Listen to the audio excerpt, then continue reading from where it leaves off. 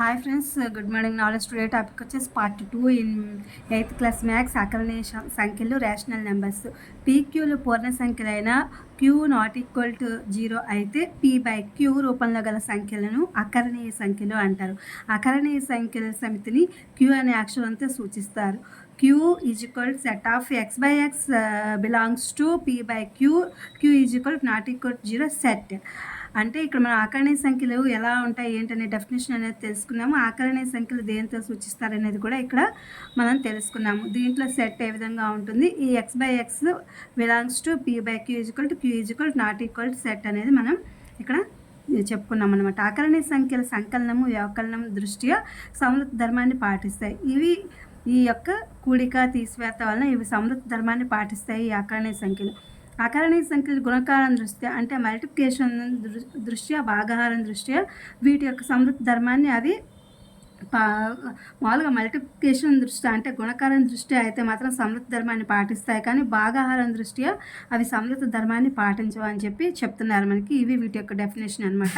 ఇక్కడ పూర్ణాంకాలు అంటే ఫండమెంటల్స్ అనేవి మనం చూద్దాము. పూర్ణాంకాల్లో పరిక్రియలు, ఉదాహరణలు, వ్యాఖ్య ఇందులో ఉన్నటువంటివి చూద్దాం. పరిక్రియలు అంటే మనం ఏ విధంగా చేస్తాం, సంకలనం చేసేటప్పుడు అంటే మనం ఎడిషన్ చేసేటప్పుడు 2, 3 మనం తీసుకున్నాం అనుకో, పూర్ణాంకాలు 2 + 3 = 5, మరి 3 + 2 = 5. దేర్ఫోర్ 2 + 3 = 5 వస్తుంది, 3 + 2 = 5 వస్తుంది. ఇక్కడ ఏమైందంటే సంకలన దృష్ట్యా వినిమయ ధర్మాన్ని ఇవి పాటిస్తున్నాయి. అంటే మనం కూడిక చేసినప్పుడు వీటి మధ్యలో ఉన్నటువంటిది మనము ఒకదానికొకటి వినిమయం చేస్తున్నాం కాబట్టి ఇవి వాటి యొక్క ధర్మాన్ని అవి పాటిస్తున్నాయని చెప్తున్నారు. వ్యవకలనం వచ్చేసరికి 3 - 2 మరియు 2 - 3 అంటే 2 - 3 సమానమైన అంటే కాదు. ఎందుకంటే వ్యవకలన దృష్ట్యా స్థిత్యంతర ధర్మాన్ని పాటించవు. అవి వ్యవకలన దృష్ట్యా వాటి యొక్క సంఖ్యల్లో ఉండే వాటి యొక్క స్థిరత్వాన్ని అవి పాటించవు అని చెప్తున్నారు. ఎందుకంటే మనం రిపీటెడ్గా దాన్ని సబ్స్ట్రాక్ట్ చేస్తాం కాబట్టి. గుణకారం వచ్చేసరికి 3 × 2 = 2 × 3 = 6. 3 × 2 అయినా అంటే 3 × 2 అయినా 6 వస్తుంది, 2 × 3 అయినా 6 వస్తుంది. కాబట్టి ఈ గుణకారం దృష్ట్యా స్థిత్యంతర ధర్మాన్ని ఇవి పాటిస్తాయి. అంటే సంఖ్య అనేది నువ్వు ఎలా చేసినా అదే వస్తుంది కాబట్టి ఇవి వాటి యొక్క స్థిరత్వాన్ని పాటిస్తాయని చెప్తున్నాడు. ఇక భాగాహారం దగ్గరికి వచ్చేసరికి 4 + 2 క్వశ్చన్ వేశారు, 2:4 క్వశ్చన్ వేశారు. ఇప్పుడు 2 × 1 = 2, 2 × 2 = 4 అలా వస్తుంది. ఇక్కడ 2 + 4 సమానమేనా కాదు అని చెప్తున్నాడు. ఇవి రెండు సమానం కాదు భాగాహారంలో చూస్తే కనుక. భాగాహారం దృష్ట్యా స్థిత్యంతర ధర్మాన్ని పాటించవు. అంటే భాగాహారం దృష్ట్యా వాటి యొక్క సంఖ్యలు స్థిత్యంతరం కావు అని చెప్తున్నాడు. ఏ యొక్క సంకలన విలోమం -a, therefore a + -a = 0 bracket. A యొక్క గుణకారం విలోమం చూస్తే =1/a, a × 1/a = 1 బ్రాకెట్. 0 అకరణీయ సంఖ్యల సంకలనం తత్సమాంసం అవుతుంది. ఒక అకరణీయ సంఖ్య గల గుణకారం తత్సమాంసం అవుతుంది. అంటే ఒక అకరణీయ సంఖ్య మరియు దాని సంకలన విలోమంలో వ్యతిరేక గుర్తులు కలిగి ఉంటాయన్నమాట.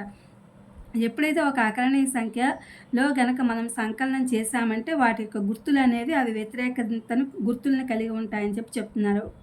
ఒక అకరణీయ సంఖ్య వ్యవహారం తర్వాత అంటే వాటి యొక్క ఇదైన తర్వాత మనం చేసిన ఆ యొక్క ధర్మాన్ని ప్లస్ కావచ్చు, ఎడిషన్ కావచ్చు, ఏదైనా సరే అది తారుమారు చేయగా, వ్యుత్తమం చేయగా అంటే మనం చేసింది లభించగా దాని యొక్క గుణకారం విలోమం అనేది విభాగ న్యాయం. అంటే ఏబిసిలు ఏవైనా 3 అకరణీయ సంఖ్యలు అయితే a × b + c = ab + ac మరియు a × b - c = ab + ac అవుతుంది. ఇక్కడ 2 రకాలైన స్థిత్యంతర ధర్మాలు ఇక్కడ పాటించడం అనేది దృష్ట్యా 2 రకాలుగా పాటించడం అనేది ఇక్కడ జరిగింది. ప్రతి అకరణీయ సంఖ్యను సంఖ్యా లేఖపై చూపవచ్చు. ఇప్పుడు ఇంటీజర్స్లో పాజిటివ్ ఇంటీజర్స్, నెగిటివ్ ఇంటీజర్స్ని ఇచ్చారు కదా, మధ్యలో హోల్ నెంబర్ 0 పెడతాము. ఇటువైపు ఏమో పాజిటివ్ ఇంటీజర్స్ ఉంటాయి, ఇటువైపు ఏమో నెగిటివ్ ఇంటీజర్స్ ఉంటాయి. లేకపోతే మనం అది ఇది అనుకోకుండా మనం ఏదైనా లైనర్ రేఖపై మనం 1, 2, 3 రాసినప్పుడు మనం ఏ విధంగా ప్లస్ చేయాలనుకుంటే ప్లస్, మైనస్ చేయాలంటే మైనస్, ఆ యొక్క నెంబర్లకు మనము అవి ఏ సంఖ్యలు అనేవి గుర్తించి వేసుకుంటాం అనమాట. అవి ఆ సంఖ్యా రేఖపై చూపించవచ్చు అని చెప్తున్నారనమాట. ఏవైనా 2 అకరణీయ సంఖ్యల మధ్య అనంతమైన అకరణీయ సంఖ్యలు ఉంటాయి అంటే ఏవైనా 2 సంఖ్యల మధ్య అకరణీయ సంఖ్యలు అనేవి ఎక్కువ మొత్తంలో లెక్కలేనంతగా అవి ఉంటాయి అని చెప్తున్నారు.